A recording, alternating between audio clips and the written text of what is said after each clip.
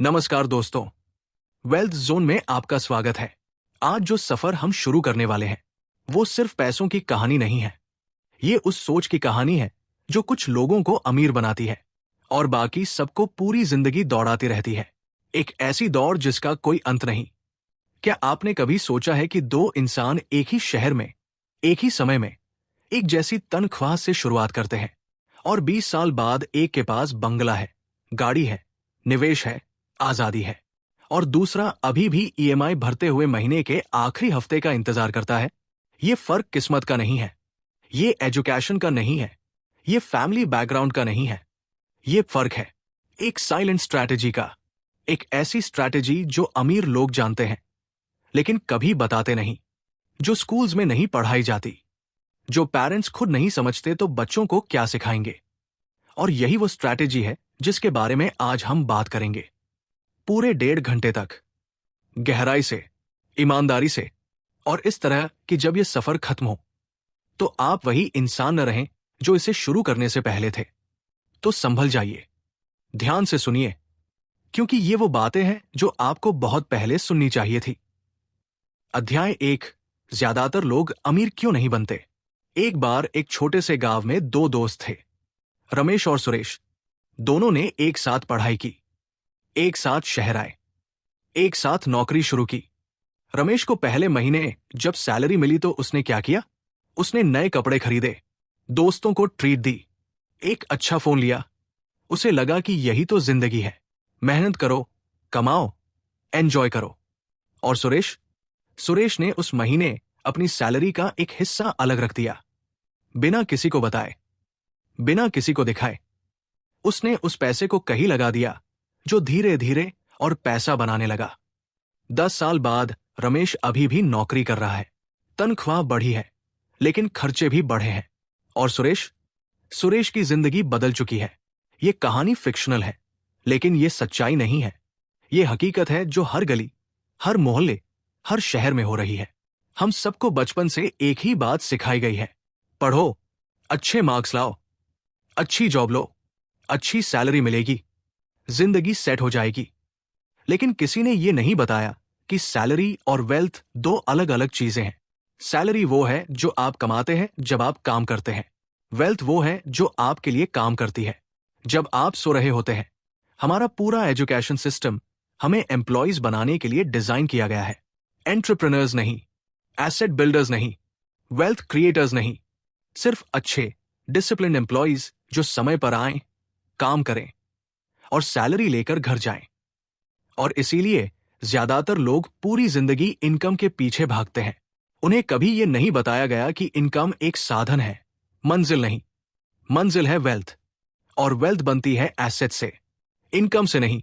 अब सवाल यह है कि एसेट क्या होता है? बहुत सरल शब्दों में कहें तो एसेट वो चीज है जो आपकी जेब में पैसा डालती है, और लायबिलिटी वो चीज है जो आपकी जेब से पैसा निकालती है।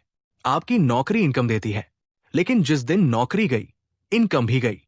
यही सबसे बड़ा ट्रैप है जिसमें मिडिल क्लास फंसी रहती है।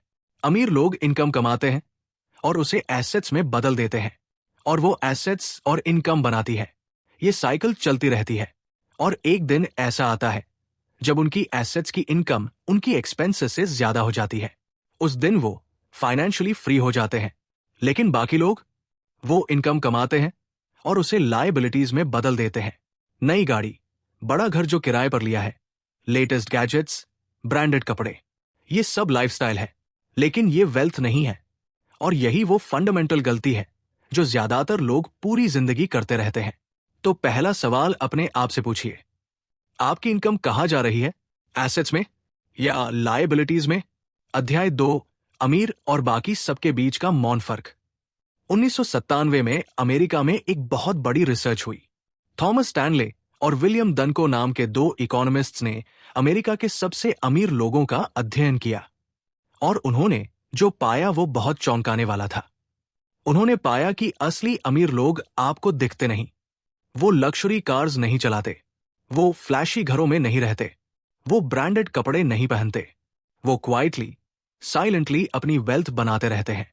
और जो लोग ये सब दिखावा करते हैं, high and restaurants, luxury vacations, expensive watches, वो असल में उतने अमीर नहीं होते जितने दिखते हैं। ये बुक का नाम था द मिलियनेयर नेक्स्ट डोर और इसका संदेश बहुत गहरा था। असली वेल्थ इनविजिबल होती है। अब सोचिए, हम किसे अमीर समझते हैं?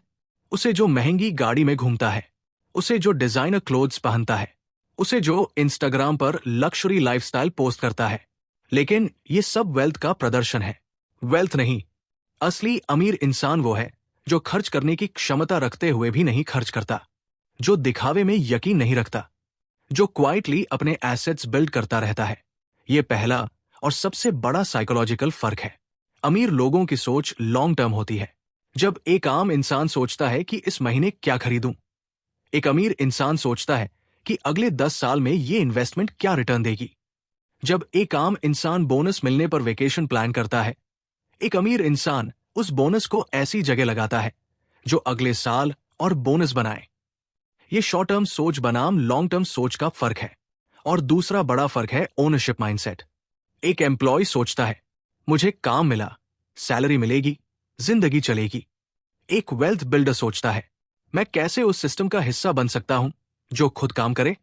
मैं कैसे उस बिजनेस, उस प्रॉपर्टी, उस इन्वेस्टमेंट का मालिक बन सकता हूं जो बिना मेरी मेहनत के पैसा बनाती रहे। ये ओनर बनाम एम्प्लॉय की मेंटालिटी है। और शायद सबसे इंपॉर्टेंट बात, अमीर लोग वेल्थ को स्टेटस सिंबल नहीं मानते, वो वेल्थ को फ्रीडम मानते हैं। पैसा उनके लिए एक टूल है, एक ऐसा टूल जो उन्हें समय की आजादी देता है, अपनी शर्तों पर जीने की आजादी देता है। जब आप पैसे को टूल की तरह यूज करते हैं बजाय इसके कि उसे दिखाएं, तब आप वेल्थ बिल्ड करना शुरू करते हैं। अध्याय 3, इनकम के पीछे भागना बंद करो, एसेट्स बनाना शुरू करो। आइए एक और कहानी सुनते हैं। मान लीजिए 2 भाई हैं। बड़े भाई को हर महीने 1 लाख रुपए मिलते हैं, छोटे भाई को सिर्फ 50,000। लेकिन बड़े भाई के खर्चे 90,000 हैं और छोटे भाई के खर्चे 30,000। बड़ा भाई हर महीने सिर्फ 10,000 बचाता है, छोटा भाई 20,000 और छोटा भाई उस 20,000 को इन्वेस्ट करता है। 5 साल बाद कौन बेहतर पोजीशन में है? ये सिंपल मैथ है, लेकिन ज्यादातर लोग इसे इग्नोर करते हैं क्योंकि हम इनकम देखते हैं, सेविंग्स और इन्वेस्टमेंट नहीं। एसेट्स और लायबिलिटीज का कॉन्सेप्ट बहुत सिंपल है लेकिन बहुत पावरफुल है। एक एसेट वो है जो आपके लिए पैसा कमाता है, रेंटल प्रॉपर्टी जिससे किराया आता है, स्टॉक्स जिनसे डिविडेंड्स मिलते हैं, एक बिजनेस जो प्रॉफिट देती है, एक बुक जो रॉयल्टीज देती है, एक डिजिटल प्रोडक्ट जो बिकता रहता है। एक लायबिलिटी वो है जो आपसे पैसा लेती है, ईएमआई पर लिया घर जिसमें आप खुद रहते हैं, नई गाड़ी जिसकी लोन चल रही है, हर महीने के सब्सक्रिप्शंस, लाइफस्टाइल एक्सपेंसेस जो आपकी इनकम बढ़ने के साथ साथ बढ़ती जाती है। रॉबर्ट कियोस्की ने रिच डैड पुअर डैड में यही बताया था। उनके रिच डैड कहते थे कि अमीर लोग एसेट्स खरीदते हैं, गरीब और मिडिल क्लास लायबिलिटीज खरीदते हैं और उन्हें एसेट्स समझते हैं। अब एक बड़ी गलतफहमी दूर करते हैं। आपका घर जिसमें आप रहते हैं वो आपका एसेट नहीं है, ये आपकी लायबिलिटी है, क्योंकि ये आपको पैसा नहीं देता। ये आपसे मेंटेनेंस, प्रॉपर्टी टैक्स और लोन इंटरेस्ट लेता है। लेकिन अगर वही घर आप किसी को किराए पर देते हैं और किराया मिलता है, तो वो प्रॉपर्टी आपका एसेट बन जाती है। ये डिस्टिंक्शन बहुत जरूरी है। तो प्रैक्टिकल स्टेप्स क्या है? पहला कदम, हर महीने जब सैलरी आए सबसे पहले खुद को पे करो, यानी इन्वेस्टमेंट के लिए पैसा पहले निकालो, बाकी से खर्चे चलाओ। दूसरा कदम, हर एक्स्ट्रा पैसे को एसेट में कन्वर्ट करने की कोशिश करो, चाहे वो म्यूचुअल फंड हो, स्टॉक हो, सिप हो या कोई साइड बिजनेस। तीसरा कदम, लाइफस्टाइल इन्फ्लेशन से बचो। जैसे जैसे इनकम बढ़े, एक्सपेंसेस उसी अनुपात में मत बढ़ाओ, उस एक्स्ट्रा इनकम को एसेट्स में लगाओ। ये 3 कदम अगर आपने कंसिस्टेंटली फॉलो किए तो 5 साल में आपकी जिंदगी बदल सकती है। अध्याय 4, डिलेड ग्रेटिफिकेशन की छुपी हुई शक्ति। 1960 के दशक में स्टैनफोर्ड यूनिवर्सिटी में एक एक्सपेरिमेंट हुआ। इसे मार्शमैलो टेस्ट कहते हैं। बच्चों को एक रूम में बिठाया गया, उनके सामने एक मार्शमैलो रखी गई और कहा गया कि अगर तुम इसे अभी नहीं खाते और हम वापस आने तक वेट करते हो तो तुम्हें 2 मार्शमैलोज मिलेंगी। कुछ बच्चों ने तुरंत खा ली, कुछ ने वेट किया। इन बच्चों को डेकेड्स बाद ट्रैक किया गया और रिजल्ट्स स्टनिंग थे। जिन बच्चों ने वेट किया था वो एकेडमिकली बेहतर थे, फाइनेंशियली मोर स्टेबल थे और ओवरऑल जिंदगी में ज्यादा सक्सेसफुल थे। डिलेड ग्रेटिफिकेशन, ये एक कॉन्सेप्ट है जो वेल्थ बिल्डिंग की नींव है। हम एक ऐसी दुनिया में जी रहे हैं जो इंस्टेंट ग्रेटिफिकेशन के लिए डिजाइन की गई है। One click shopping, instant delivery, social media dopamine, EMI पर खरीदो, अभी एंजॉय करो। ये सब हमें शॉर्ट टर्म प्लेजर देते हैं, लेकिन लॉन्ग टर्म प्रॉस्पेरिटी की कीमत पर। वॉरेन बफेट का एक फेमस कोट है। वो कहते हैं कि कोई भी अमीर बन सकता है, बस पेशेंस चाहिए। ज्यादातर लोगों के पास पेशेंस नहीं होती। बफेट ने 14 साल की उम्र में इन्वेस्टिंग शुरू की थी। उनकी ज्यादातर वेल्थ उन्हें 50 साल की उम्र के बाद मिली। कंपाउंडिंग की शक्ति तब काम करती है जब आप समय देते हैं, लेकिन हम चाहते हैं कि पैसा अभी बढ़े, इसीलिए हम शॉर्ट टर्म स्कीम्स में फंस जाते हैं।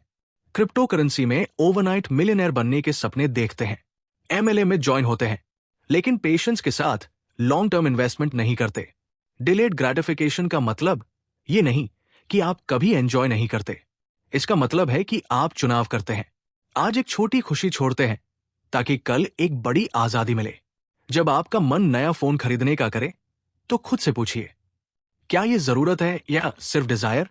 और अगर डिजायर है तो क्या इस पैसे को कहीं लगाकर यह और बड़ा हो सकता है? ये एक सिंपल सवाल है, लेकिन जो लोग ये सवाल कंसिस्टेंटली पूछते हैं वो एक दिन फाइनेंशियली फ्री होते हैं। अध्याय 5, पैसा आपसे ज्यादा मेहनत करे। एल्बर्ट आइंस्टाइन ने कंपाउंडिंग को दुनिया का 8वां अजूबा कहा था, और ये सच है। मान लीजिए आपके पास 1 लाख रुपए हैं। आप उसे एक ऐसी जगह इन्वेस्ट करते हैं जो हर साल 12% रिटर्न देती है। पहले साल के बाद आपके पास 1,12,000 रुपए हैं। दूसरे साल आप 1,12,000 पर 12% कमाते हैं, सिर्फ 1 लाख पर नहीं। यानी अब इंटरेस्ट भी इंटरेस्ट कमाता है। यही कंपाउंडिंग है। 10 साल बाद वो 1 लाख रुपए 3 लाख से ज्यादा हो जाते हैं, 20 साल बाद 9 लाख से ज्यादा, और 30 साल बाद 30 लाख से ज्यादा। आपने सिर्फ एक बार पैसा लगाया, बाकी काम पैसे ने खुद किया। यही है वो जादू जिसे अमीर लोग समझते हैं, लेकिन जो गरीब और मिडिल क्लास के लिए सीक्रेट रहता है।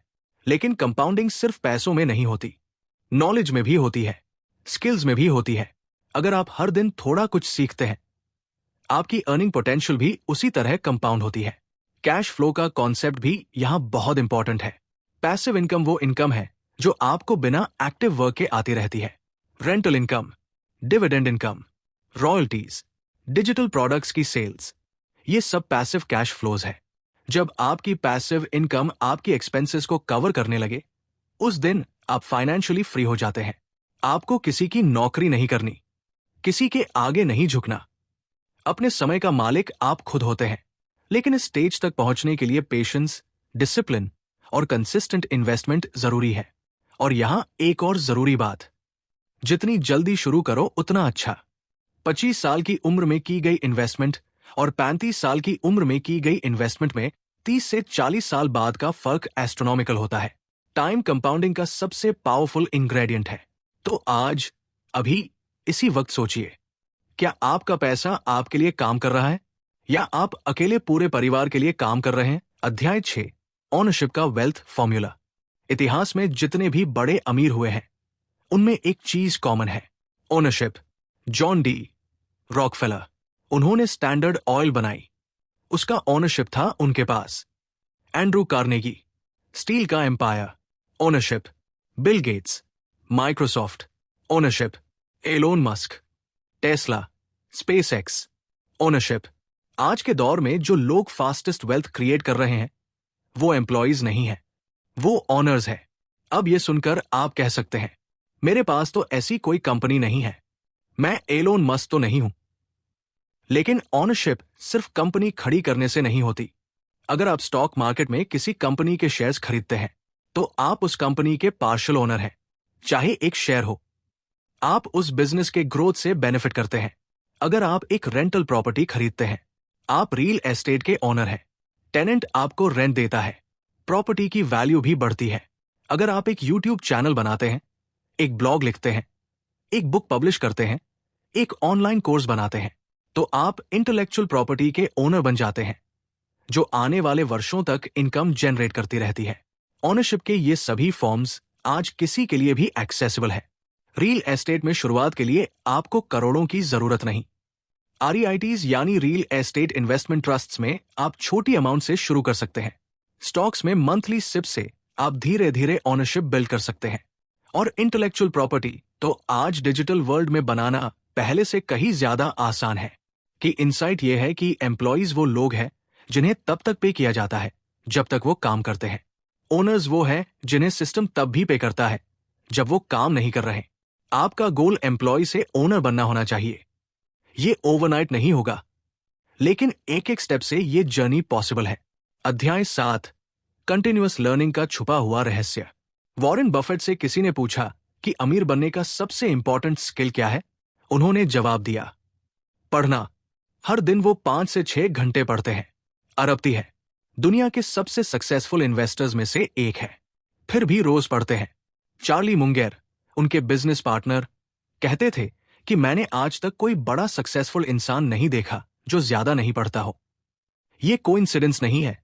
फाइनेंशियल एजुकेशन एक ऐसा इन्वेस्टमेंट है जिस पर रिटर्न सबसे ज्यादा है, क्योंकि जब आप समझते हैं कि पैसा कैसे काम करता है, इन्वेस्टमेंट्स कैसे काम करती है, मार्केट्स कैसे मूव करते हैं, तब आप बेटर डिसीजंस लेते हैं और बेटर डिसीजंस मोर वेल्थ बनाती है। लेकिन हम में से ज्यादातर लोग स्कूल के बाद पढ़ना बंद कर देते हैं। हमें लगता है कि डिग्री मिल गई, एजुकेशन हो गई, लेकिन यही सबसे बड़ी गलती है। जो आपको स्कूल में सिखाया गया वो आपको एक अच्छा एम्प्लॉय बनाने के लिए था। फाइनेंशियल फ्रीडम के लिए आपको खुद पढ़ना होगा, खुद सीखना होगा। बुक्स पढ़िए, rich dad poor dad, the psychology of money, the millionaire next door, think and grow rich. ये सब आपकी सोच बदल सकती है। पॉडकास्ट सुनिए, फाइनेंशियल एक्सपर्ट्स को फॉलो कीजिए, कोर्सेज लीजिए और सबसे इंपॉर्टेंट, अपनी स्किल्स को इन्वेस्ट करिए, क्योंकि जितनी बेहतर स्किल्स होंगी उतनी ज्यादा आपकी अर्निंग पोटेंशियल होगी। अर्निंग पोटेंशियल बढ़ेगी तो इन्वेस्ट करने के लिए ज्यादा पैसा होगा और ये एक पॉजिटिव साइकिल बन जाएगी। नॉलेज वो एसेट है जो कभी डिप्लीट नहीं होती। मार्केट क्रैश हो सकती है, प्रॉपर्टी की वैल्यू घट सकती है, लेकिन आपके दिमाग में जो नॉलेज है वो कोई नहीं छीन सकता। अध्याय 8, समय ही सबसे बड़ा वेल्थ मल्टीप्लायर है। हम अक्सर सुनते हैं कि टाइम इज मनी, लेकिन सच तो यह है कि टाइम मनी से कहीं ज्यादा वैल्यूबल है। मनी खो जाए तो वापस कमाया जा सकता है, लेकिन टाइम एक बार गया तो वापस नहीं आता। और इसीलिए अमीर लोग टाइम को मनी से भी ज्यादा प्रोटेक्ट करते हैं। लेकिन यहां एक ट्विस्ट है। अमीर लोग सिर्फ टाइम को प्रोटेक्ट नहीं करते, वो टाइम को लेवरेज करते हैं। वो सिस्टम्स बनाते हैं जो उनके बिना काम करें। वो डेलीगेशन सीखते हैं, वो ऑटोमेशन यूज करते हैं। एक आम इंसान खुद सब कुछ करता है। एक वेल्थ बिल्डर ऐसे सिस्टम्स बनाता है जिसमें दूसरे लोग या टेक्नोलॉजी काम करे। हेनरी फोर्ड ने असेंबली लाइन बनाई। उससे पहले एक कार बनाने में बहुत वक्त लगता था। असेंबली लाइन ने टाइम को लेवरेज किया और प्रोडक्शन एक्सपोनेंशियली बढ़ाई। आज यही कॉन्सेप्ट डिजिटल वर्ल्ड में अप्लाई होता है। एक वीडियो एक बार बनाओ, लाखों लोग देखें। एक कोर्स एक बार बनाओ, हजारों स्टूडेंट्स एनरोल करें। एक बुक एक बार लिखो, वो डेकेड्स तक बिकती रहे। ये है टाइम लेवरेज। और पर्सनली भी, जो काम आपको कम वैल्यू देते हैं उन्हें डेलीगेट करो, आउटसोर्स करो, ऑटोमेट करो। अपना टाइम उन कामों पर फोकस करो जो हाईएस्ट वैल्यू क्रिएट करते हैं।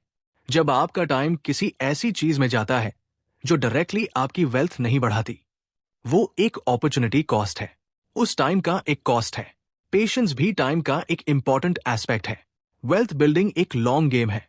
जो लोग पेशेंस नहीं रखते वो जल्दी शॉर्टकट्स की तरफ जाते हैं और अक्सर नुकसान उठाते हैं। लेकिन जो लोग ईयर्स तक कंसिस्टेंटली इन्वेस्ट करते हैं, कंसिस्टेंटली सीखते हैं, कंसिस्टेंटली अपने सिस्टम्स को बिल्ड करते हैं, वो एक दिन देखते हैं कि उनकी वेल्थ उनकी कल्पना से भी ज्यादा हो गई है। यहां पार्ट एक की यात्रा रुकती है। हमने जाना कि ज्यादातर लोग अमीर क्यों नहीं बनते। हमने समझा कि असली अमीर लोग कैसे सोचते हैं। हमने सीखा एसेट्स और लायबिलिटीज का फर्क, डिलेड ग्रेटिफिकेशन की ताकत, कंपाउंडिंग का जादू, ओनरशिप का वेल्थ फॉर्मूला, कंटिन्यूअस लर्निंग की शक्ति और समय को लेवरेज करने की कला। लेकिन यह सफर अभी आधा ही हुआ है, अभी बाकी है। मल्टीपल इनकम स्ट्रीम्स का रहस्य, वेल्थ को प्रोटेक्ट करने का तरीका, साइलेंट वेल्थ की साइकोलॉजी, अपना पर्सनल वेल्थ सिस्टम कला, कंटिन्यूअस लर्निंग की शक्ति और समय को लेवरेज करने की कला। लेकिन यह सफर अभी आधा ही हुआ है, अभी बाकी है। मल्टीपल इनकम स्ट्रीम्स का रहस्य, वेल्थ को प्रोटेक्ट करने का तरीका, साइलेंट वेल्थ की साइकोलॉजी, अपना पर्स। हम वापस आ गए हैं, और अगर आप अभी भी यहां हैं तो इसका मतलब है कि कुछ है आपके अंदर जो बदलना चाहता है, कुछ है जो जागना चाहता है, कुछ है जो कह रहा है, हाँ, मुझे ये जानना है, मुझे ये समझना है। उस आवाज को सुनिए, क्योंकि पार्ट 1 में हमने नींव रखी थी। अब हम उस इमारत को खड़ा करेंगे जो आपकी जिंदगी बदल सकती है। तो चलिए आगे बढ़ते हैं। अध्याय 9, इनकम के मल्टीपल स्ट्रीम्स। 1929 अमेरिका में ग्रेट डिप्रेशन आई। लाखों लोगों की नौकरियां गई, बिजनेसेस बंद हो गए, फैमिली सड़क पर आ गई। ये एक ऐसा दौर था जिसने पूरी एक जेनरेशन को हिला दिया। लेकिन उस दौर में भी कुछ लोग थे जो तूफान में भी खड़े रहे। वो लोग जिनकी इनकम सिर्फ एक जगह से नहीं आती थी। आज 2024 में दुनिया बदल गई है। पैंडेमिक ने दिखाया कि एक सैलरी पर निर्भर रहना कितना रिस्की हो सकता है। करोड़ों लोगों की नौकरियां गई, और जो लोग सिर्फ एक इनकम सोर्स पर डिपेंड थे वो रातों रात मुश्किल में आ गए। लेकिन जिनके पास मल्टीपल इनकम स्ट्रीम्स थी वो सर्वाइव नहीं किए, वो थ्राइव किए। ये सिर्फ एक फाइनेंशियल स्ट्रैटेजी नहीं है, ये एक सर्वाइवल स्ट्रैटेजी है। अब सवाल यह है कि मल्टीपल इनकम स्ट्रीम्स बनाए कैसे। पहली बात, अपनी मेन जॉब को मत छोड़िए, वो आपकी फाइनेंशियल फाउंडेशन है। लेकिन उसके साथ साथ एडिशनल स्ट्रीम्स बिल्ड करना शुरू करिए। डिविडेंड इनकम एक बेहतरीन पैसिव इनकम स्ट्रीम है।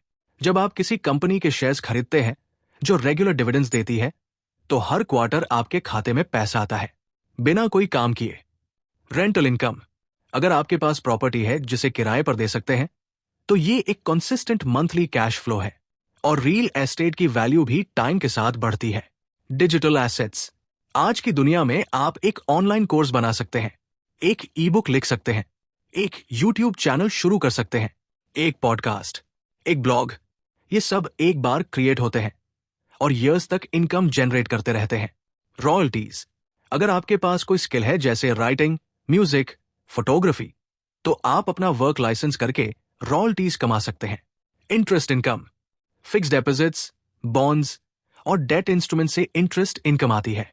बिजनेस इनकम, साइड बिजनेस शुरू करना, फ्रीलांसिंग, कंसल्टिंग, ये एक्टिव इनकम है, लेकिन ये आपकी मेन जॉब से इंडिपेंडेंट है। अब एक इंपॉर्टेंट बात, मल्टीपल इनकम स्ट्रीम्स एक दिन में नहीं बनती, ये एक प्रोसेस है। शुरुआत एक एक्स्ट्रा स्ट्रीम से करिए, उसे स्टेबलाइज करिए, फिर दूसरी, फिर तीसरी। आईआरएस के डेटा के अकॉर्डिंग अमेरिका के एवरेज मिलियनेयर के पास 7 इनकम स्ट्रीम्स होती है। 7, एक नहीं, 7। तो सोचिए आपके पास कितनी है और आप कहां से शुरुआत करना चाहते हैं। जितनी ज्यादा स्ट्रीम्स, उतनी ज्यादा फाइनेंशियल सिक्योरिटी, उतनी ज्यादा फ्रीडम, उतना ज्यादा पीस ऑफ माइंड। अध्याय 10, वेल्थ बनाने से भी जरूरी है उसे बचाना। 1995 में माइक टायसन दुनिया के सबसे ज्यादा कमाने वाले एथलीट्स में से थे, बॉक्सिंग के बादशाह। उनकी कमाई आज के हिसाब से अरबों रुपए थी। 2003 में उन्होंने बैंक्रप्सी फाइल की। ये सोचकर रोंगटे खड़े हो जाते हैं ना, अरबों कमाए और फिर भी ब्रोक। ये स्टोरी सिर्फ माइक टायसन की नहीं है। Nicolas Cage, Johnny Depp, MC Hammer, इन सब ने इनक्रेडिबल अमाउंट्स कमाई और सब खो दिया। क्यों? क्योंकि उन्होंने वेल्थ बनाने पर फोकस किया, लेकिन वेल्थ प्रोटेक्ट करने पर नहीं। वेल्थ प्रोटेक्शन वेल्थ क्रिएशन जितनी ही इंपॉर्टेंट है, शायद उससे भी ज्यादा। पहला प्रिंसिपल, रिस्क मैनेजमेंट। हर इन्वेस्टमेंट में रिस्क होता है, लेकिन स्मार्ट इन्वेस्टर्स अपनी रिस्क को मैनेज करते हैं। वो कभी इतना रिस्क नहीं लेते कि एक गलत डिसीजन सब कुछ ले जाए। दूसरा प्रिंसिपल, डाइवर्सिफिकेशन। सारे अंडे एक बास्केट में मत रखो। ये बात हम सब ने सुनी है, लेकिन एक्चुअली फॉलो करने वाले कम हैं। डाइवर्सिफिकेशन का मतलब है अपने इन्वेस्टमेंट्स को अलग अलग एसेट क्लासेस में स्प्रेड करना। Stocks, bonds, real estate, gold, cash. ये इसलिए जरूरी है क्योंकि जब एक एसेट क्लास डाउन हो, दूसरी अप हो सकती है। तीसरा प्रिंसिपल, इमरजेंसी फंड। हर फाइनेंशियल एक्सपर्ट कहता है कि आपके पास कम से कम 3 से 6 महीने के एक्सपेंसेस का इमरजेंसी फंड होना चाहिए। लिक्विड कैश में ऐसा पैसा जो तुरंत एक्सेस किया जा सके जब लाइफ में अनएक्सपेक्टेड सिचुएशंस आए, जो आती है, तो आप अपनी इन्वेस्टमेंट्स को बेचने पर मजबूर ना हो। चौथा principal, insurance. Life insurance, health insurance, property insurance, ये सब आपकी वेल्थ को अनएक्सपेक्टेड इवेंट से प्रोटेक्ट करते हैं। बहुत लोग इंश्योरेंस को एक्सपेंस की तरह देखते हैं, लेकिन ये एक्चुअली एक शील्ड है आपकी वेल्थ के लिए। पांचवा principal, debt management. High interest debt, खासकर क्रेडिट कार्ड डेट, वेल्थ का सबसे बड़ा दुश्मन है। अगर आप 36% इंटरेस्ट रेट पर क्रेडिट कार्ड डेट कैरी कर रहे हैं, तो आपकी कोई भी इन्वेस्टमेंट उस रेट को बीट नहीं कर सकती। पहले हाई इंटरेस्ट डेट खत्म करो। और एक बात जो कम लोग जानते हैं, लीगल प्रोटेक्शन। अपनी एसेट्स को प्रॉपर लीगल स्ट्रक्चर्स में रखना। ट्रस्ट्स, एलएलसीज, प्रॉपर टैक्स प्लानिंग, ये सब वेल्थ प्रोटेक्शन के टूल्स हैं। वॉरेन बफेट के 2 रूल्स ऑफ इन्वेस्टिंग हैं। Rule number 1, never lose money. Rule number 2, never forget rule number 1। जितना आप बनाते हो उसे प्रोटेक्ट करना उतना ही इंपॉर्टेंट है जितना बनाना। अध्याय 11, साइलेंट वेल्थ की साइकोलॉजी। अब हम एक ऐसी जगह आ गए हैं जो शायद सबसे इंपॉर्टेंट है, लेकिन सबसे कम डिस्कस की जाती है, साइकोलॉजी। क्योंकि वेल्थ बिल्डिंग 80% साइकोलॉजी है और 20% स्ट्रैटेजी। आपको स्ट्रैटेजीज पता हो, इन्वेस्टमेंट्स पता हो, एसेट्स पता हो, लेकिन अगर आपकी साइकोलॉजी सही नहीं है तो कुछ काम नहीं आएगा। पहला psychological trap, comparison. Social media ने हमें एक ऐसी दुनिया में डाल दिया है जहां हम हर वक्त दूसरों से कंपेयर करते रहते हैं। किसी ने नई गाड़ी खरीदी, किसी ने मालदीव्स ट्रिप की, किसी ने लक्जरी वॉच पहनी, और हम भी वही चाहने लगते हैं। लेकिन जो आप सोशल मीडिया पर देखते हैं वो रियलिटी नहीं है। वो हाईलाइट रील है, वो सबसे अच्छा मोमेंट है जो केयरफुली क्यूरेट किया गया है। जो इंसान मालदीव्स जा रहा है वो ईएमआई पर गया हो सकता है, जिसकी लक्जरी कार है उस पर लोन हो सकता है, जो डिजाइनर क्लोथ्स पहन रहा है वो फाइनेंशियली स्ट्रेस्ड हो सकता है। कंपैरिजन एक थीफ है, ये आपकी जॉय चुराता है और आपको ऐसी डिसीजंस लेने पर मजबूर करता है जो आपकी फाइनेंशियल हेल्थ के लिए डिस्ट्रक्टिव है। दूसरा साइकोलॉजिकल चैलेंज, लाइफस्टाइल इन्फ्लेशन। ये बहुत सटल है और बहुत डेंजरस है। जैसे जैसे इनकम बढ़ती है हम ऑटोमेटिकली अपना लाइफस्टाइल अपग्रेड करते जाते हैं। पहले 1 बेडरूम का घर था, 2 बेडरूम लेते हैं। पहले मारुति चलाते थे, अब होंडा। पहले नॉर्मल रेस्टोरेंट्स में जाते थे, अब फाइन डाइनिंग। इसमें कोई बुराई नहीं है, लेकिन अगर आपकी एक्सपेंसेस उसी रेट से बढ़ रही है जिस रेट से इनकम बढ़ रही है, तो आपकी सेविंग्स और इन्वेस्टमेंट्स कभी नहीं बढ़ेंगी। वेल्दी पीपल जानबूझकर अपना लाइफस्टाइल मॉडेस्ट रखते हैं जब तक उनकी एसेट्स उनकी एक्सपेंसेस को इजीली कवर न कर सके। तीसरा element, emotional control. Markets crash होते हैं, इन्वेस्टमेंट्स वैल्यू खोती है, बिजनेस में लॉस होता है, ये सब होता है। और जब ऐसा होता है तो पैनिक करना नेचुरल रिएक्शन है। अपनी इन्वेस्टमेंट्स सेल कर देना, बाहर निकल जाना, सेफ रहना। लेकिन यही सबसे बड़ी फाइनेंशियल मिस्टेक है। वॉरेन बफेट ने कहा था, स्टॉक मार्केट एक डिवाइस है जो इम्पेशेंट लोगों से पेशेंट लोगों की तरफ पैसा ट्रांसफर करती है। जो लोग मार्केट क्रैश में पैनिक सेल करते हैं वो वही लोग हैं जिनसे पेशेंट इन्वेस्टर्स वेल्थ खरीदते हैं। इमोशनल कंट्रोल फाइनेंशियल सक्सेस के लिए उतना ही जरूरी है जितना कि सही इन्वेस्टमेंट चुनना। चौथा element, discipline over motivation. Motivation एक फीलिंग है, ये आती है और जाती है, लेकिन डिसिप्लिन एक चॉइस है। हर दिन, चाहे मन हो या ना हो, अपनी सिप कंटिन्यू रखना, अपनी सेविंग्स प्लान फॉलो करना, अपनी फाइनेंशियल गोल्स पर फोकस रहना, यही डिसिप्लिन है। और ये डिसिप्लिन ही वो चीज है जो आम लोगों और वेल्दी लोगों के बीच सबसे बड़ा फर्क बनाती है। अध्याय 12, अपना पर्सनल वेल्थ सिस्टम बनाओ। अब तक हमने फिलॉसफी और साइकोलॉजी की बात की, अब प्रैक्टिकल रोड मैप की बात करते हैं। आपका पर्सनल वेल्थ सिस्टम कैसे बनेगा? पहला कदम, अपनी फाइनेंशियल सिचुएशन का ऑनेस्ट असेसमेंट करो। आज कितना कमाते हो, कितना खर्च होता है, कितना बचता है, कितना डेट है, कितनी एसेट्स है, कितनी लायबिलिटीज, ये सब नंबर्स लिखो, कागज पर, स्क्रीन पर, जहां भी, लेकिन लिखो। क्योंकि जब तक आप अपनी रियलिटी को एक्नॉलेज नहीं करते आप उसे बदल नहीं सकते। दूसरा कदम, अपना नेट वर्थ ट्रैक करना शुरू करो। नेट वर्थ है आपकी total assets minus total liabilities. ये नंबर नेगेटिव भी हो सकती है शुरुआत में, लेकिन ये नंबर को हर महीने ट्रैक करना शुरू करो। इस नंबर को ग्रो करना आपका गोल होना चाहिए, इनकम को नहीं। तीसरा कदम, 50-30-20 रूल। ये एक सिंपल बजटिंग फ्रेमवर्क है। अपनी इनकम का 50% नीड्स पर जाए। Essential expenses, rent, food, utilities, transportation. 30% wants पर, एंटरटेनमेंट, डाइनिंग, ट्रैवल, हॉबीज। और 20% सेविंग्स और इन्वेस्टमेंट पर। अगर आप एग्रेसिव वेल्थ बिल्डर बनना चाहते हैं तो इसे 50-20-30 करें। 30% सेविंग्स और इन्वेस्टमेंट। चौथा कदम, automatic investing. Automation wealth building का सबसे पावरफुल टूल है। हर महीने सैलरी आते ही ऑटोमेटिकली एक अमाउंट इन्वेस्ट हो जाए। सिप सेट करो, ऑटोमेटिक ट्रांसफर सेट करो। इसे मैनुअल मत रखो, क्योंकि अगर पैसा आपके पास आ गया तो खर्च होने के चांसेस बढ़ जाते हैं। पांचवा कदम, रेगुलर रिव्यू। हर 3 महीने पर अपनी फाइनेंशियल सिचुएशन को रिव्यू करो। क्या गोल्स पर हो? क्या कोई एडजस्टमेंट जरूरी है? कोई नई अपॉर्चुनिटी? कोई अननेसेसरी एक्सपेंस जो कट हो सकती है? छठा कदम, प्रोफेशनल गाइडेंस। एक सर्टिफाइड फाइनेंशियल प्लानर से मिलो। वो आपकी स्पेसिफिक सिचुएशन के हिसाब से गाइडेंस दे सकता है, टैक्स प्लानिंग में हेल्प कर सकता है, इन्वेस्टमेंट स्ट्रैटेजी बना सकता है। और सातवां कदम, लॉन्ग टर्म कंसिस्टेंसी। ये सिस्टम एक बार सेट करके भूलना नहीं है, ये लाइफ टाइम कमिटमेंट है। कंसिस्टेंट रहना, डिसिप्लिन रहना, फोकस रहना। वेल्थ ऐसे नहीं बनती कि एक बड़ा डिसीजन लिया और हो गया। वेल्थ बनती है हजारों छोटे छोटे सही डिसीजन से। हर दिन, हर महीने, हर साल। अध्याय 13, लेगेसी थिंकिंग। आज हम एक ऐसी बात करेंगे जो ज्यादातर पर्सनल फाइनेंस बुक्स में नहीं होती। लेगेसी। अमीर फैमिलीज कैसे अमीर रहती है जनरेशंस तक। Rothschild family, Walton family, Rockefeller family. ये फैमिलीज जनरेशन से वेल्थ मेंटेन कर रही है। और गरीब फैमिलीज गरीब क्यों रहती है जनरेशंस तक? इसका जवाब है थिंकिंग हराइजन। आम लोग सोचते हैं इस महीने के बारे में, इस साल के बारे में। वेल्दी फैमिली सोचती है आने वाली पीढ़ियों के बारे में।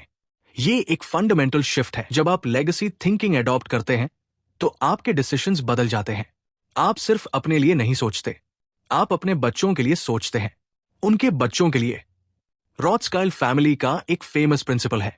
उन्होंने कहा था कि हम पैसा एक जेनरेशन से दूसरी जेनरेशन तक ट्रांसफर नहीं करते, हम वैल्यूज, नॉलेज और सिस्टम्स ट्रांसफर करते हैं। पैसा उन वैल्यूज और सिस्टम्स का रिजल्ट होता है। यही असली लेगेसी है। तो अगर आपके बच्चे हैं या होंगे तो उन्हें फाइनेंशियल एजुकेशन दो, उन्हें मनी के बारे में सिखाओ, एसेट्स और लायबिलिटीज का कॉन्सेप्ट, सेविंग्स और इन्वेस्टमेंट का इंपॉर्टेंस, डिलेड ग्रेटिफिकेशन का पावर। क्योंकि अगर आपने अपने बच्चों को फाइनेंशियल लिटरेसी दे दी तो आपने उन्हें एक ऐसा गिफ्ट दिया है जो उनकी पूरी जिंदगी काम आएगा। और लेगेसी सिर्फ पैसों का नहीं होता, ये वैल्यूज का होता है, वर्क एथिक का, डिसिप्लिन का, इंटेग्रिटी का। एक फैमिली जो in generation to generation financial values pass करती है, वो फैमिली जेनरेशंस तक वेल्थ मेंटेन करती है। लेकिन एक और डायमेंशन है लेगेसी थिंकिंग का, कम्युनिटी। जो लोग जनरेशनल वेल्थ बनाते हैं वो अक्सर सोसाइटी को भी वापस देते हैं। एंड्रू कार्नेगी ने 2500 से ज्यादा लाइब्रेरीज बनाई। रॉकफेलर ने यूनिवर्सिटी ऑफ शिकागो फंड की। बिल गेट्स और वॉरेन बफेट ने अपनी वेल्थ का बड़ा हिस्सा फिलैंथ्रोपी के लिए प्लेज किया है। ये सिर्फ जेनरोसिटी नहीं है, ये एक माइंडसेट है कि वेल्थ एक रिस्पॉन्सिबिलिटी के साथ आती है। और जो लोग इस रिस्पॉन्सिबिलिटी को समझते हैं वो ट्रूली वेल्दी होते हैं। अध्याय 14, अमीरों की साइलेंट डेली हैबिट्स। अब आते हैं उस चैप्टर पर जिसके बारे में शायद आप सबसे ज्यादा क्यूरियस थे। अमीर लोग रोज क्या करते हैं जो बाकी लोग नहीं करते? ये कोई मैजिक रिचुअल्स नहीं है, ये सिंपल कंसिस्टेंट हैबिट्स है जो कंपाउंडिंग इफेक्ट क्रिएट करती है। पहली हैबिट, वो सुबह जल्दी उठते हैं। टिम कुक, एप्पल के सीईओ, सुबह 9 मिनट पर उठते हैं। रिचर्ड ब्रांसन सुबह 5 बजे, ओपरा विनफ्रे 6 बजे। ये कोइंसिडेंस नहीं है।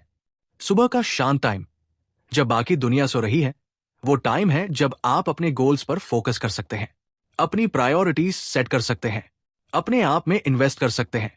दूसरी हैबिट, वो डेली रीडिंग करते हैं। हम ये पहले भी कह चुके हैं, लेकिन दोहराना जरूरी है।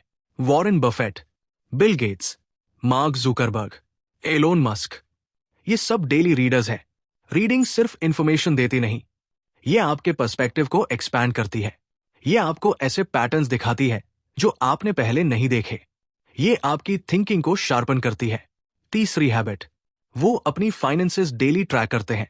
वेल्दी लोग अपने नंबर्स जानते हैं। वो जानते हैं कि उनकी नेटवर्थ कितनी है, कौन सी इन्वेस्टमेंट कैसा परफॉर्म कर रही है, कैश फ्लो क्या है। वो अपनी फाइनेंसेस से डिस्कनेक्ट नहीं रहते। चौथी हैबिट, वो हेल्थ को प्रायोरिटी देते हैं। ये फाइनेंशियल हैबिट नहीं लगती, लेकिन है। अगर आप हेल्दी नहीं हैं, तो आप इफेक्टिवली वर्क नहीं कर सकते, क्लियर थिंक नहीं कर सकते, अपनी फुल पोटेंशियल तक नहीं पहुंच सकते। मेडिकल एक्सपेंसेस भी वेल्थ को डिप्लीट करते हैं। एक्सरसाइज, न्यूट्रिशन, स्लीप, ये सब वेल्थ बिल्डिंग के इनडायरेक्ट टूल्स हैं। पांचवी हैबिट, वो डेलिबरेट रिलेशनशिप्स बनाते हैं। जिम रोहन का फेमस कोट है, आप उन 5 लोगों का एवरेज होते हैं जिनके साथ आप सबसे ज्यादा वक्त बिताते हैं। वेल्दी लोग डेलिबरेट होते हैं अपनी रिलेशनशिप्स के बारे में। वो ऐसे लोगों के साथ वक्त बिताते हैं जो उन्हें इंस्पायर करें, चैलेंज करें, ग्रो करने में हेल्प करें। इसका मतलब ये नहीं कि आप अपने पुराने दोस्तों को छोड़ दो, लेकिन अपने सर्कल को एक्सपैंड करो, मेंटोर्स ढूंढो, सक्सेसफुल लोगों के साथ कनेक्ट करो। छठी हैबिट, वो long term goals daily revisit करते हैं। हर सुबह वो याद करते हैं कि वो कहां जाना चाहते हैं, उनका विजन क्या है, उनके गोल्स क्या है। ये क्लैरिटी उन्हें हर दिन राइट डायरेक्शन में मूव करने में हेल्प करती है। सातवीं हैबिट, वो कैलकुलेटेड रिस्क्स लेते हैं। वेल्दी लोग रिस्क से नहीं डरते, वो कैलकुलेटेड रिस्क्स लेते हैं। वो इंफॉर्मेशन कलेक्ट करते हैं, एनालाइज करते हैं, फिर डिसाइड करते हैं। वो ये भी जानते हैं कि कोई एक्शन न लेना भी एक रिस्क है, स्टेटस क्वो में रहना भी एक चॉइस है, और अक्सर ये चॉइस मोस्ट एक्सपेंसिव होती है। और आठवीं, शायद सबसे अंडररेटेड हैबिट, वो ग्रैटिट्यूड प्रैक्टिस करते हैं। ये अजीब लग सकता है, लेकिन रिसर्च दिखाती है कि जो लोग ग्रैटिट्यूड प्रैक्टिस करते हैं वो बेटर डिसीजंस लेते हैं, लेस इंपल्सिव होते हैं, लॉन्ग टर्म थिंकिंग में बेटर होते हैं। जब आप जो है उसकी वैल्यू समझते हैं, तो आप उसे रेकलेसली खर्च नहीं करते, आप उसे ग्रो करने की कोशिश करते हैं। ये हैबिट्स एक दिन में नहीं बनती, लेकिन एक एक करके अपनाना शुरू करिए, और 1 साल बाद देखिए कि आप कहाँ हैं। अध्याय 15, आपकी साइलेंट वेल्थ की यात्रा। हम आ गए हैं अंत पर, लेकिन ये अंत नहीं है, ये शुरुआत है। इस पूरी यात्रा में हमने बहुत कुछ सीखा, लेकिन अब मैं चाहता हूं कि आप एक पल के लिए रुकें, आंखें बंद करें और सोचें, 5 साल बाद आप कहां होना चाहते हैं? 10 साल बाद? 20 साल बाद? अगर आप वही करते रहे जो अभी तक करते आए हैं, तो जवाब शायद वही होगा जो आज है, या शायद थोड़ा बेटर। लेकिन अगर आपने आज एक डिसीजन लिया, एक छोटा सा कदम उठाया, अपनी पहली सिप शुरू की, अपनी पहली फाइनेंशियल बुक ऑर्डर की, अपना पहला बजट बनाया, अपना पहला इमरजेंसी फंड शुरू किया, तो 5 साल बाद की तस्वीर बहुत अलग हो सकती है। वेल्थ एक इवेंट नहीं है, ये एक जर्नी है, और हर जर्नी एक कदम से शुरू होती है। आज हमने जो सीखा उसे एक बार याद करते हैं। हमने सीखा कि इनकम और वेल्थ 2 अलग चीजें हैं। इनकम वो है जो आप कमाते हैं, वेल्थ वो है जो आपके लिए काम करती है। हमने सीखा कि असली अमीर लोग इनविजिबल होते हैं, वो दिखावे में यकीन नहीं रखते, वो क्वाइटली, पेशेंस के साथ अपनी वेल्थ बिल्ड करते हैं। हमने सीखा कि एसेट्स वो है जो आपकी जेब में पैसा डालते हैं, और लायबिलिटीज वो जो निकालती है। अमीर लोग एसेट्स खरीदते हैं, बाकी लोग लायबिलिटीज। हमने सीखा कि डिलेड ग्रेटिफिकेशन की शक्ति अपार है। आज की छोटी खुशी छोड़कर कल की बड़ी आजादी पाना, यही विजडम है। हमने सीखा कि कंपाउंडिंग का जादू रील है। पैसा जितनी जल्दी काम पर लगाओ, उतनी ज्यादा वेल्थ बनती है। हमने सीखा कि ओनरशिप सबसे पावरफुल वेल्थ फॉर्मूला है। एम्प्लॉय बनने से कहीं ज्यादा वैल्यूबल है ओनर बनना। हमने सीखा कि नॉलेज सबसे ज्यादा रिटर्न देने वाला इन्वेस्टमेंट है। पढ़ो, सीखो, ग्रो करो। हमने सीखा कि टाइम को लेवरेज करो, सिस्टम्स बनाओ, डेलीगेट करो, ऑटोमेट करो। हमने सीखा कि multiple income streams financial security और फ्रीडम का रास्ता है। हमने सीखा कि वेल्थ को प्रोटेक्ट करना उतना ही इंपॉर्टेंट है जितना बनाना। रिस्क मैनेज करो, डाइवर्सिफाई करो, इमरजेंसी फंड रखो। हमने सीखा कि वेल्थ बिल्डिंग 80% साइकोलॉजी है। कंपैरिजन से बचो, लाइफस्टाइल इन्फ्लेशन को कंट्रोल करो, इमोशंस को मैनेज करो, डिसिप्लिन को प्रायोरिटाइज करो।